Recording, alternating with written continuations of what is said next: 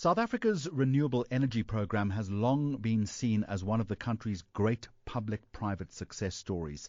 It's brought investment, credibility and badly needed new generation into the system.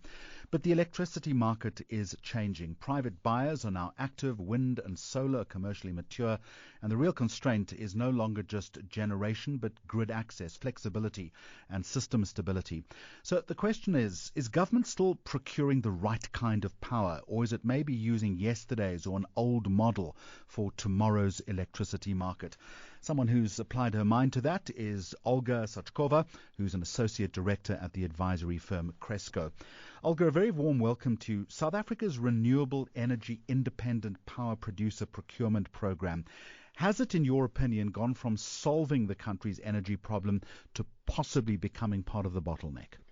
Yes, I think to a large extent, the solution that was developed by the REIPPPP office and REIPP design is slightly outdated. There are new challenges. The sector has moved on.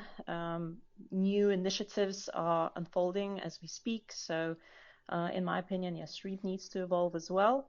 And I wouldn't say that it creates new bottlenecks, but it certainly doesn't solve the issues that we would like the government to be solving. And the fundamental problem then is transmission more than generation. Would I be correct?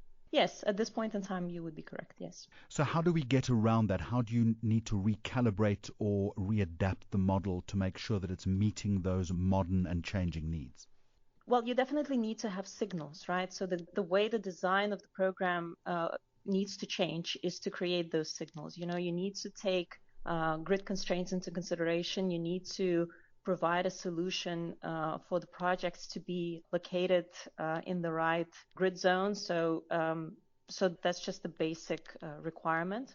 But also, I think the whole focus needs to shift, right? We're not interested in just pure renewable energy technologies. These are there's sufficient demand in the private sector. Those type of technologies, they can be implemented with other government interventions. So the government really needs to reassess where their support is required. And so from that perspective, it doesn't only go into the grid, but also into the technologies and what issues we're trying to solve. Ultimately. So if you're saying that private buyers can now fund wind and solar and government is still underwriting them, that's perhaps something of the past. It needs to refocus where it's going to put its support. And you reference new technologies in that respect. Where should the principal focus be then, in your opinion? Flexibility. I think we mentioned that in our article, and I'm happy to reemphasize that, right? So flexibility is one of the key issues that we see, and obviously there are a number of ways that can address flexibility. The government has been procuring BESS, so we are very happy to see those bid windows, procure with BESS procurement. Gas IPP just closed last week or the week before, so that is another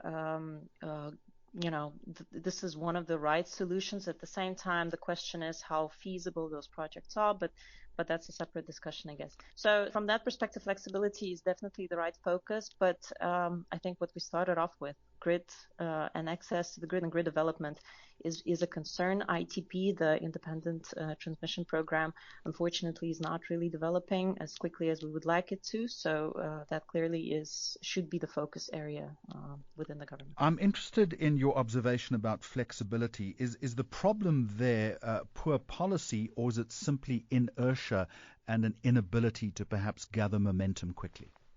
It's a very complex problem, I'll be honest with you. Unfortunately, from the flexibility perspective, South Africa is abundant in coal. South Africa is abundant in renewables. Gas, there are some gas discoveries, in South Africa. Unfortunately, the state of the development of those fields is not, it's in early development. So there are, a lot of work that needs to be put into those projects. And then the question is, where do we get the fuel? If we talk about gas projects, where will gas come from? And then you have projects that depend on each other, and that creates just a separate type of problem. So I think it's a little bit of everything. Definitely, regulatory aspects could be revised and improved to sort of assist with the implementation. But it's also just the whole, development phase. And yeah, as you say, inertia. I think we could have a better focus on these issues and try more proactively come up with a solution. So what would the biggest reform mistake be that South Africa should avoid? Yeah, that's a good question. As you were very well aware, there are numerous reforms taking place. And there are so many things that potentially could go wrong, and last thing we want is sort of a delay in any of these reforms because it will have a ripple effect. So from that perspective, we need to renew our energy mix. And so from that perspective, we need security of supply, electricity supply is one of the critical issues that South Africa is facing today. And we definitely need to structure our, way forward to make sure we address that issue. Because the economic growth of South Africa depends directly on the security of supply. Cost of electricity is another issue.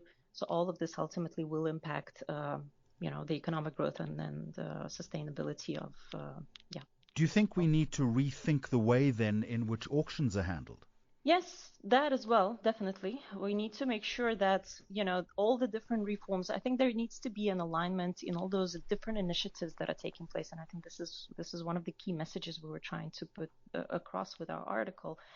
Exactly that. You have all those different initiatives, and we just need to make sure they all, they're aligned in the ultimate goal that we're trying to achieve. And yes, from the auction perspective, definitely it needs to be revised to make sure that we are heading towards liberalization, lower cost of supply, the supply is secured, new capacities coming online, and the projects are bankable at the end of the day. Olga Suchkova is Associate Director at the advisory firm Cresco. Thank you very much for talking to me.